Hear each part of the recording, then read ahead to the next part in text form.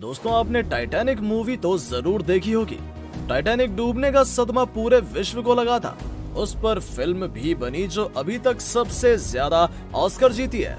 लेकिन कई सारे सवाल अभी भी कई लोगों के मन में चलते रहते हैं कि उससे छोटे छोटे जहाज तो पानी में आज भी चल रहे हैं, जबकि उसे तो डिजाइन ही इस तरीके से किया गया था कि वो कभी डूबे ही ना। लेकिन इसके बावजूद वो कैसे डूब गया?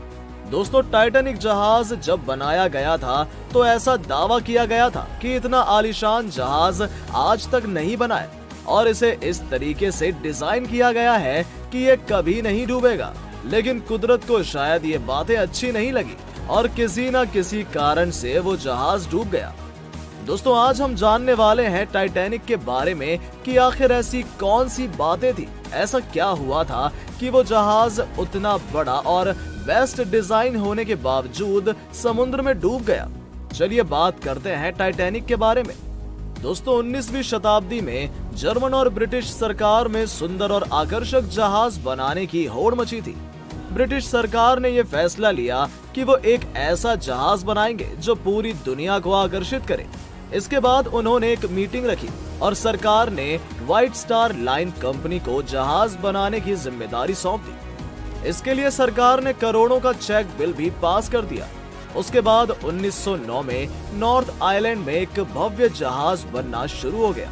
करीब 15,000 इंजीनियर और कारीगर ने अपनी कड़ी मेहनत करके मात्र 3 साल यानी 1912 में ये तैयार कर दिया। दोस्तों इस जहाज में ऐसी कई खूबियां थी जो आज तक किसी जहाज में नहीं थी। इसमें अलग अलग 16 कंपार्टमेंट थे। दोस्तों उस समय ये जहाज पूरे विश्व के लिए अनोखा था।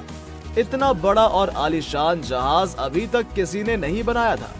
दोस्तों कंपनी ने जब यूरोप और अमेरिका के बीच इतना भव्य और बड़ा सेवा देने का ऐलान किया तो पूरी दुनिया के लोगों में इस जहाज पर सवार होने का मन मचलने लगा। इसकी चर्चा हर जगह होने लगी। सारे लोग इसे अजूबा मानने लगे क्योंकि आज से पहले इतना सब कुछ हो जाना किसी अचंभे से कम नहीं था।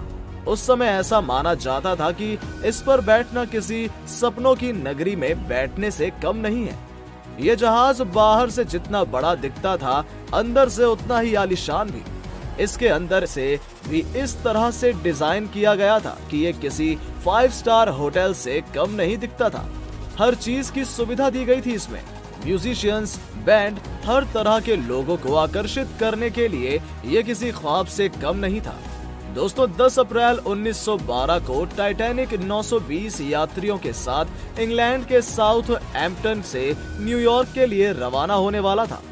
कहा जाता है कि उस समय जब ये रवाना होने वाला था तो इसे देखने के लिए बंदरगाह पर करीब 1 लाख से भी अधिक लोग आए थे। सभी लोगों में इसे देखने का एक अलग ही उत्साह था। सारे लोग इसे देखकर खुश थे। कई लोगों ने इस पर बैठने का सपना देख लिया था कि एक दिन हम भी इस पर जरूर सवार होंगे। कुछ देर बाद जब ये रवाना होने के लिए तैयार हुआ तो सारे लोग हाथ हिलाकर इस पर सवार लोगों को बाय बाय कर रहे थे। दोस्तों उसके बाद ये 42 किलोमीटर प्रति घंटे की रफ्तार से वहां से रवाना हुआ। शाम को ये सेबार्ग फ्रांस पहुंचा और वहां से 274 यात्रियों को लेकर आयरलैंड के क्वींस टाउन पहुंचा और वहां से भी 123 पब्लिक को लेकर अपने गंतव्य स्थान की ओर रवाना हुआ। आयरलैंड से कुछ ही दूर जाने के बाद कप्तान को बर्फ की चट्टान होने की वार्निंग मिल गई थी, लेकिन उन्होंने इस पर ज्यादा ध्यान नहीं दिया और उसकी गति को यूं ही बरकरार रखा। दोस्तों ऐसा कहा जाता है कि उनको आगे चट्टान होने की लगभग 6 चेतावनी मिल चुकी थी, लेकिन फिर उन्होंने इसकी गति कम नहीं की। दरअसल दोस्तों वो इस टाइटैनिक के इतना विशाल होने के बावजूद तेज गति का भी रिकॉर्ड बनाना चाहते थे। दोस्तों कैप्टन ने टाइटैनिक के सबसे ऊपरी हिस्से में 2 लोगों को बैठाया हुआ था जो उनको आगे आने वाली हर चीज की जानकारी देते या फिर सामने कुछ भी खतरा दिखने पर कैप्टन को मैसेज देते। कहा जाता है कि वो काली रात बहुत ही सुहानी थी। समंदर बहुत शांत था और हल्की हल्की सुहानी हवा चल रही थी। काली रात की वजह से सिर्फ तारे दिखाई दे रहे थे। कुछ दूर जाने के बाद टॉप पर बैठे लोगों को आगे एक चट्टान दिखी। ये देखकर उन दोनों के होश ही उड़ गए। उनको उसी समय ये एहसास हो गया था कि इतनी रफ्तार में अब ये जहाज संतुलित होने वाला नहीं है। उसने तुरंत कैप्टन को इन्फॉर्म किया और तुरंत ही अलार्म बेल को बजाना शुरू कर दिया तथा वहां पर मौजूद कर्मचारियों को इन्फॉर्म किया कि आगे एक बहुत ही बड़ी चट्टान दिख रही है। दोस्तों फिर क्या था, इतना सुनते ही वहां खलबली मच गई। कितनी भी कोशिश की गई लेकिन उनकी कोशिशें नाकाम रही। जहाज की गति इतनी तेज थी कि ना चाहते हुए भी जहाज का दायां निचला हिस्सा उस बर्फ के चट्टान से टकरा गया, जिसके कारण जहाज के कर्मचारियों में पूरी तरह अफरा तफरी मच गई। ये बात जब उस पर सवार यात्रियों को पता चली तो उनमें भी भगदड़ मच गई। सभी लोग इधर उधर भागने लगे। दोस्तों उस चट्टान में इतनी जोर से ठोकर लगी थी कि बर्फ की चट्टान ने उसकी प्लेटों को चीर दिया था, जिसकी वजह से जहाज के निचले हिस्से में पानी भरना शुरू हो गया। धीरे धीरे यह पानी 3rd फ्लोर में घुस गया। बचने के लिए वहां से लोग ऊपर की ओर भागने लगे। जहाज के डिजाइनर ने कैप्टन को बताया कि जहाज के 5 कंपार्टमेंट में पानी भर चुका है और ये धीरे धीरे डेक के जरिए सारे कंपार्टमेंट में भर जाएगा।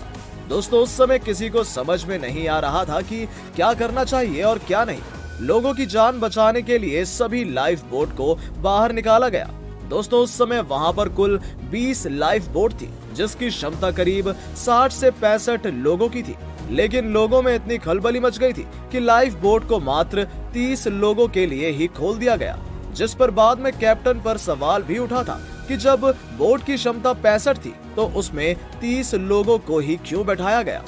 दोस्तों वहां पर सिर्फ और सिर्फ अब मौत दिखाई दे रही थी। उतने सारे इंतजाम और सारी रॉयल फैसिलिटी फीकी पड़ गई थी। अब कोई दूसरा विकल्प नहीं बचा था, जिसके कारण वहां पर मौजूद सारे म्यूजिशियंस अपनी धुन में म्यूजिक बजाते रहे ताकि मौत के अंतिम पल को लोग एंजॉय कर सके। दोस्तों जहाज में पानी भरने की वजह से जहाज का अगला हिस्सा करीब 10 डिग्री तक डूब गया था और उसका पिछला हिस्सा ऊपर की ओर उठने लगा था। इस वजह से सारे लोग जहाज के ऊपरी हिस्से पर चले गए। जहाज पर इतना दबाव आ गया था कि मात्र 2 घंटे के अंदर ही कभी न डूबने वाला टाइटैनिक अटलांटिक सागर में विलीन हो गया। उसमें करीब 1517 लोग मारे गए थे। पानी का तापमान 2 डिग्री सेल्सियस होने की वजह से सारे लोग ठंड में ठिठुर कर मर गए। उसमें से करीब 710 लोग ही बचे थे। दोस्तों इसके डूबने के बाद उसका कारण जानने के लिए इस पर कई रिसर्च भी की गई। किसी ने कैप्टन को इसका जिम्मेदार ठहराया तो किसी ने इसे बनाने वाली कंपनी और इसमें यूज किए गए प्रोडक्ट्स को। दोस्तों 2010 में एक शोध टीम ने बहुत सारे रोबोट और हाई डेफिनेशन कैमरे के साथ वहां पहुंची। उस टीम ने रडार तकनीक की मदद से समुद्र में डूबे टाइटैनिक के टुकड़े और सारे मलबे की लगभग 1 लाख तस्वीरें और वीडियोस ली। 2 साल बाद इस सारे वीडियो और फोटो को जोड़कर एक वर्चुअल टाइटैनिक तैयार किया और उसके बाद उसकी हर चीज की जांच की गई। उसके डिजाइन और उसमें प्रयोग किए गए सारे प्रोडक्ट पर रिसर्च की गई। लेकिन दोस्तों इस रिसर्च टीम ने यह दावा किया कि टाइटैनिक के डूबने की वजह ना तो उसका डिजाइन था और ना ही उसमें घटिया किस्म का प्रोडक्ट इस्तेमाल किया गया था। उसके डूबने की सबसे बड़ी वजह थी उसकी तेज रफ्तार।